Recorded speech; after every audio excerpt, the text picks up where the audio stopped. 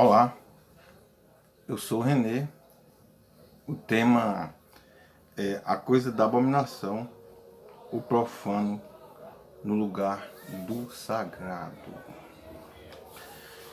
Eu peguei aqui como textos base Daniel 9, 27, que é uma referência, Mateus 24, 15, onde Jesus faz menção de Daniel 9, 27, e 2 Tessalonicenses, capítulo 2.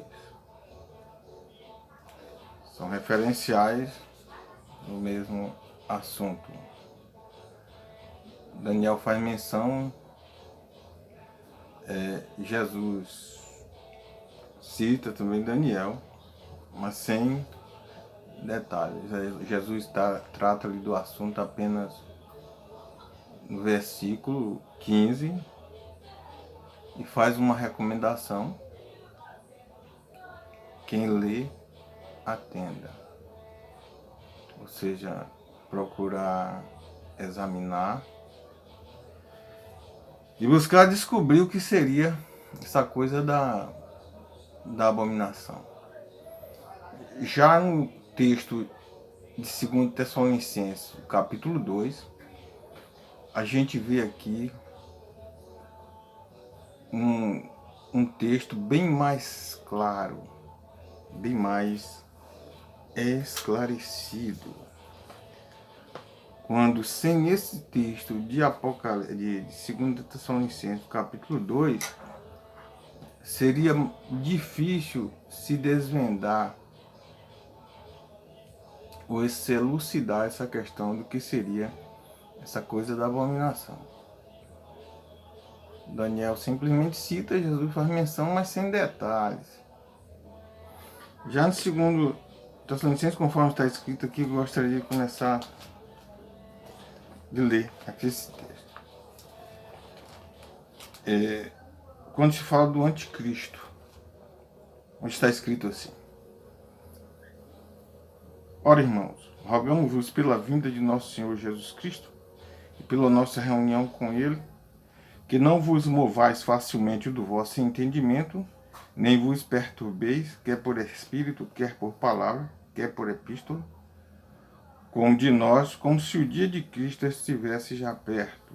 Ninguém de maneira alguma vos engane, porque não será assim, ou seja, a vinda de Cristo não acontecerá sem que antes venha a apostasia, ou seja, o desprezo da Santa Aliança, do Evangelho Eterno, e se manifesta o homem do pecado, o filho da perdição, o qual se opõe e se levanta contra tudo que se chama Deus, ou se adora, de sorte que se assentará como Deus no templo de Deus, querendo parecer Deus. Não vos lembrai de que estas coisas vos dizia quando ainda estava convosco? E agora vós sabeis o que o detém, para que a seu próprio tempo seja manifestado. Porque já o mistério da injustiça opera. Somente há um que agora resiste até que do meio seja tirado. Então será revelado o iníquo, a quem o Senhor desfará pelo assopro da sua boca e aniquilará pelo esplendor da sua vinda. A este cuja vinda é segundo a eficácia de Satanás, com todo o poder e sinais e prodígios de mentira, e com todo o engano da injustiça para os que perecem, porque não receberam o amor da verdade para se salvarem. E por isso Deus lhes enviará a operação do erro, para que creiam na mentira, para que sejam julgados todos os que não creram na verdade, antes tiveram prazer na iniquidade. Mas devemos sempre dar graças a Deus por vós, irmãos amados do Senhor, por vos ter Deus elegido desde o princípio para a salvação, em santificação do Espírito e fé da verdade, para o que, pelo nosso Evangelho, vos chamou para alcançardes a glória de nosso Senhor Jesus Cristo. Então, como nós vimos aqui, uma coisa bem mais clara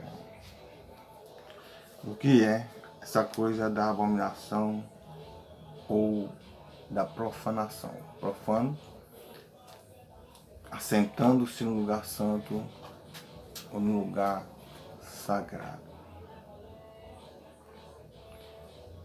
Eu escrevi aqui para que eu possa me apegar à escrita, como já fiz um vídeo anterior, é mais resumido e para evitar muita fala.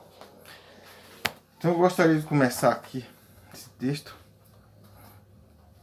essa escrita, onde eu escrevia: a coisa da abominação ou da profanação. Eis aí um assunto que pouco ou nada se ouve falar no meio religioso. A pergunta é: por que se dão como sinais da aproximação da volta de Jesus Cristo fome, pestes, terremotos, guerras e rumores de guerras, e não se faz menção da coisa da abominação?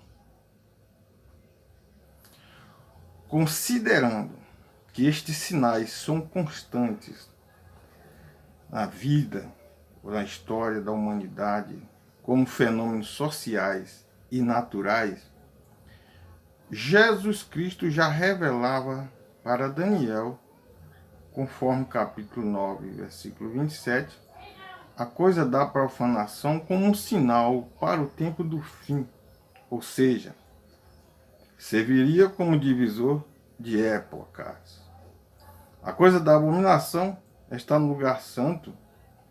Eis aí a chave para se desvendar o mistério do erro, do engano e da injustiça, conforme 2 Tessalonicenses, capítulo 12, conforme foi lido.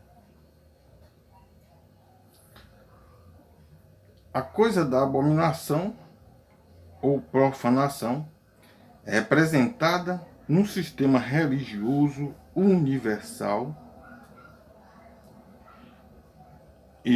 ou ecumenismo, que é um misto de todas as crenças, rituais e cerimônias, onde não se faz separação entre o sagrado e o profano, entre Deus e o diabo, entre o justo e o injusto, entre o bem e o mal, entre o certo e o errado, entre trevas e luz. Como se tudo fosse Deus, de Deus e para Deus. Diante de tal situação, a Santa Aliança é profanada. Agora, o que impressiona é que tudo isso é no nome de Jesus. Eu coloquei esse Jesus aqui entre aspas. Um falso Jesus, um falso Deus.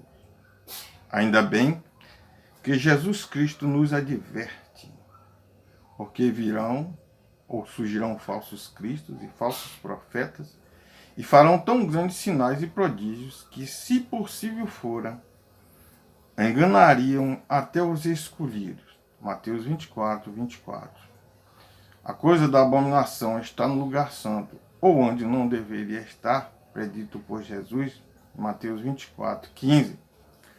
É mencionado em 2 Tessalonicenses, capítulo 2, versículos 3 a 4, eu especifiquei aqui. E já na pessoa do anticristo, como sendo o marco final da consolidação do projeto 666, início da grande tribulação ou grande perseguição contra a Igreja de Deus, ou os resistentes às determinações da besta, como Sadraque, Mesaque e Abednego, que não se dobraram ante a estátua de ouro de Nabucodonosor, Daniel 2, Daniel 3, como o próprio Daniel, que não se submeteu ao decreto de Dario, rei dos Medos e dos Persas, como Estevão, Pedro, Tiago, Paulo, com milhões, que resistiram às determinações do cristianismo na empresa do catolicismo no período da Idade Média. A coisa da abominação no lugar santo. Aí está a admiração, o espanto de João, quando Jesus lhe mostrou a grande prostituta, a mãe das prostituições e abominações da terra. Apocalipse 17, 5. Eu imagino aqui João com a mente cheia de pontos de interrogação e exclamação. O quê?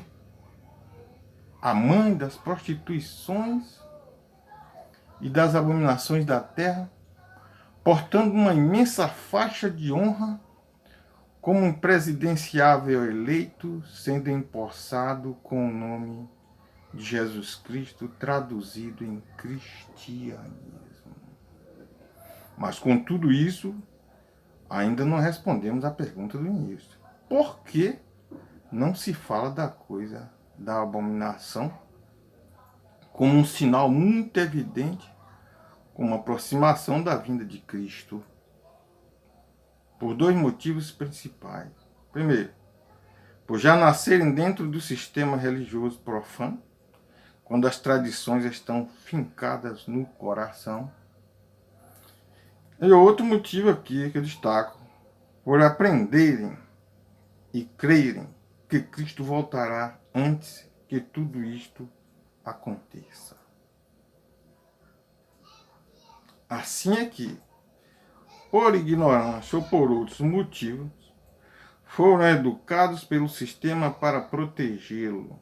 No entanto, conforme 2 Tessalonicenses, no capítulo 2, Cristo não voltará sem que antes se manifeste o homem do inferno, o filho da perdição, o qual vai se opor a todo objeto de culto ou a tudo que se chama Deus, assentando-se no templo de Deus, como se fosse o próprio Deus. Lembrando aqui que Deus mesmo é quem enviará o mistério do engano ou do erro, porque os homens trocaram a verdade pela mentira, a justiça pela injustiça. 2 Tessalonicenses, capítulo 2, versículo 9 ao 12. As festividades populares, culturais, folclóricas, impressas pelo calendário litúrgico ou religioso, associadas às Escrituras e ao nome de Jesus, consequentemente, é o cúmulo da profanação, quando as empresas de todas as naturezas promovem a prostituição e a orgia. O nome de Jesus vai para a boca dos beberrões, dos malfeitores e dos escarnecedores da Santa Aliança, onde todos, numa mesma fala, se misturam comemorando o nascimento, a morte e a ressurreição daquele que diz: não aprendais o caminho das nações, porque os costumes dos povos são vaidade. Jeremias 10, versículo 23. O Evangelho é perfeito e suficiente para nos vincular a Cristo e dispensa qualquer ritual, cerimônia ou gesto de caráter salvício. Eu gostaria de encerrar este vídeo lendo aqui em 2 Coríntios 6, 14, 8 e em Apocalipse 17, de 1 ao 5 e 18, versículo 4. Não vos prendais, 2 Coríntios capítulo 6, versículo 14. Não vos prendais a um jugo desigual com os infiéis. Porque que sociedade tem a justiça com a injustiça? E que comunhão tem a luz com as trevas? E que concórdia há entre Cristo e Belial? Ou que parte tem o fiel com o infiel? E que consenso tem o templo de Deus com os ídolos, porque vós sois o templo do Deus vivo, conforme Deus disse. Neles habitarei e entre eles andarei. Eu serei o seu Deus e eles serão o meu povo. Por isso, saí do meio deles e apartai-vos, diz o Senhor. Não toqueis nada imundo e eu vos receberei. E eu serei para vós pai, e vós sereis para mim filhos e filhas, diz o Senhor Todo-Poderoso.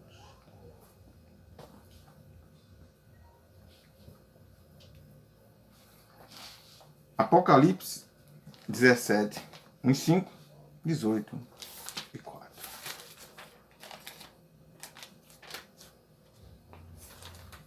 A partir do primeiro versículo, Apocalipse 17 até o 5. E veio um dos 7 anjos que tinham as 7 taças e falou comigo, dizendo-me: Vem, mostrar-te-ei a condenação da grande prostituta que está sentada sobre muitas águas, com a qual se prostituíram os reis da terra, e os que habitam na terra se embebedaram com o vinho da sua fornicação. E levou-me em espírito a um deserto, e vi uma mulher sentada sobre uma besta de cor de escarlata, que estava cheia de nomes de blasfêmia, e tinha 7 cabeças e 10 chifres.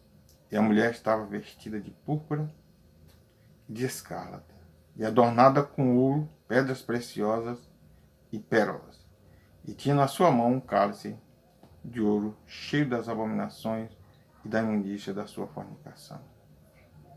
E na sua testa estava escrito o nome, mistério, a grande Babilônia, a mãe das prostituições e abominações da terra.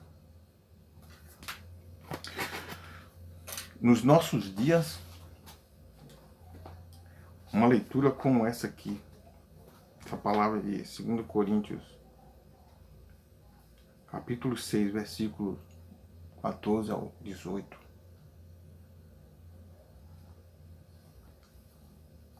Na atualidade, quando preconceito, indiferença e tantos outros termos são usados para intimidar aqueles que visam a pregação de um evangelho puro. Porque o evangelho ele é exclusivista. É ele e ele mesmo. O evangelho não abre espaço para subjetivismo. Ele é exato. Ele é objetivo. Porque ele é a palavra de Deus. É a fala de Deus. E nos nossos dias, o evangelho tem se tornado absurdo. Porque o evangelho ele veio para separar. E o que está aí é para unir, é para juntar, é para congregar todos debaixo de um mesmo teto, de uma mesma lona, uma mesma língua, uma mesma fala, o mesmo propósito, mesmo denominador comum, como foi em Gênesis 11, falando ali da Torre de Babel. Mas, do ponto de vista humano, é bonito. Ninguém é melhor que ninguém. É claro, humanamente falando, ninguém é melhor que ninguém. Aqueles que acham que são melhores que alguém por ter dinheiro, por ter uma posição elevada, por fazer parte de uma classe privilegiada dentro da sociedade. Acho que alguma coisa, na verdade, não é nada. Somos todos iguais, como homens, como carne. O mesmo fim do rico é do pobre. A morte. Só que tratando do espiritual, porque o evangelho é espiritual, aí a coisa é diferente. E aqueles que quiserem pregar, viver a palavra de Deus piamente, zelar, ou zelando por essa santa aliança, vai sofrer perseguições. Paulo já dizia isso na rotina, no dia a dia. Aqueles que quiserem viver a palavra de Deus piamente sofrerão perseguições. Mas hoje se diz respeito a esse assunto, esse projeto que visa jogar a verdade por terra. Então, eu prefiro ficar com a palavra de Deus. Ainda que a gente se passe por preconceituoso, por querer ser indiferente, querer ser melhor, mas não, nós temos que pregar a verdade. Porque Deus manda pregar o evangelho. E se fazer como Paulo, se eu estivesse no homem, não seria servo de Cristo. E como disse Pedro para algumas pessoas, o que vocês acham? No livro de Atos.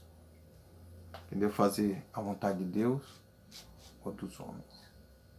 Tem momento que tem que se decidir.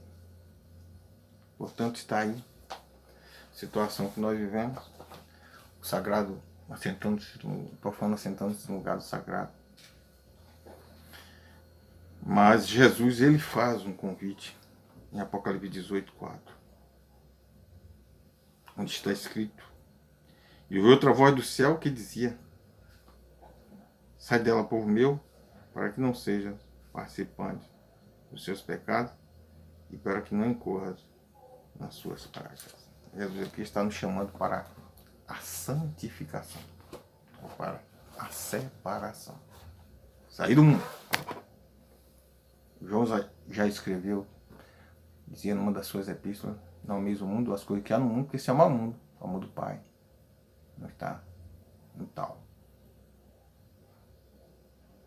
Jesus Cristo, no Evangelho segundo escreveu João, capítulo 17, versículo 17, ele diz, na oração sacerdotal, ele recomenda ao Pai: santifica-os na verdade.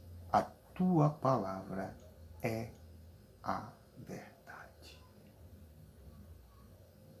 Que Deus nos abençoe. Amém.